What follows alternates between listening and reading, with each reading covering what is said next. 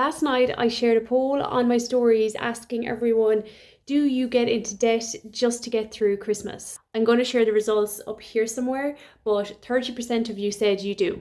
About 1,100 people voted and 358 people said you do get into debt just to get through Christmas. The best example and most common example of debt is a credit card. I am absolutely not a financial advisor. I just love sharing my tips of how to avoid debt and how to manage your money a lot better. And when I say debt, I'm talking about the day-to-day stuff, not like your mortgage and your house loan or your big car loan, whatever that is. But I'm just talking about the day-to-day things that you have control over. Like, so Christmas coming up, you know it's coming once a year. So these are a couple of tips how to prepare better.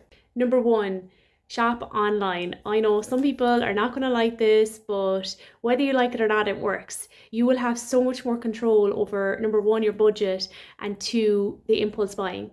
Number two, write a list of all the gifts that you want to get. This includes people, you know, those last minute scenarios when you're running out of the house and you need to grab a bottle of wine in the shop or a box of chocolates when you're going visiting family or friends. Include all of those on that list. And the obvious one is your shopping list for Christmas dinner. I am cooking Christmas dinner this year, so I'm going to be doing this for the first time ever, where I'm going to have to write a full list of everything I'm going to need. I don't know, I don't even know where to start, but we'll see how we get on. Side note, I actually offered and want to make Christmas dinner and I can't wait for it. Number three, I shared a reel about this only last week, and this is to do a clothes rail, something like this.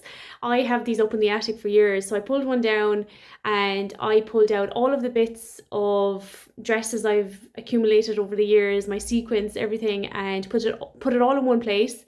And now I can see what I actually have and things that I would rewear. But you will be shocked at what you actually have. I just thought it was a great idea this year because I have a lot of things on right up to New Year's and I just didn't want to have to think about it really. And number four is possibly the best tool that you can use for planning ahead, and this is Revolut vaults. So how this works is they are like mini savings accounts on your Revolut account, and what I do is I think I transfer out like 100 quid a month and it goes into all these different categories of vaults that I have ready to go when that expense comes around.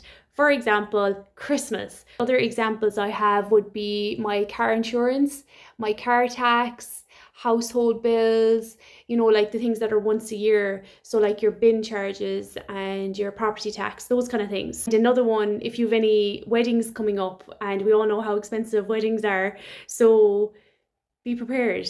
Put a tenner aside every week or every month, whatever it is, put away what you can. With the Revolut vaults, it's just done automatically and you don't even need to think about it. A quick example is if you know you're going to need about £1,000 for Christmas each year, you're going to put away €20 a week into your Revolut vaults, and when Christmas comes around next year, it's ready to go.